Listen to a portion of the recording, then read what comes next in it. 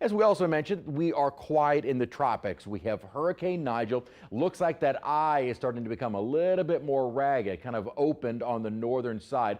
Thunderstorms still very healthy. We'll see if they're able to wrap around during the overnight period. Winds of 100 miles an hour, so it is a Category 2. And it looks like that's probably about where it has peaked. With that eye starting to become a little bit more ragged, we should start to see some weakening of the storm. Now, thankfully, we had mentioned in our earlier newscast, the hurricane hunters are not investigating this one, giving them some time off because it is not going to affect land. Well to the east of Bermuda and eventually will dissipate over the North Atlantic long before Iceland. When you see Iceland in the map, you know it's not a threat here. We got two other areas that we'll be watching after Nigel, or really while Nigel is still going on.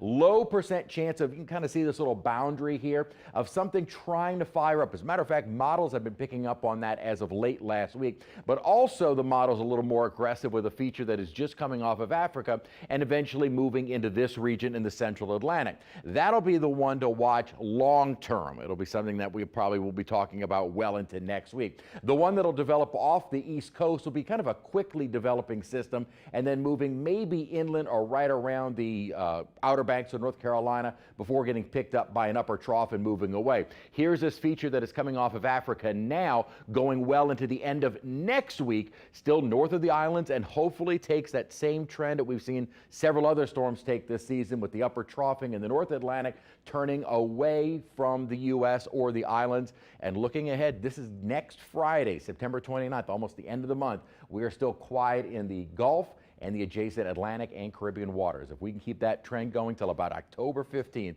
we're in good shape. Highs in the around 90 degrees, which again, our normal high is 88, so only running a couple of degrees above that. Lower humidity, though, will be a bit muggier than we have been the last couple of days, and mostly dry, even heading into early next week.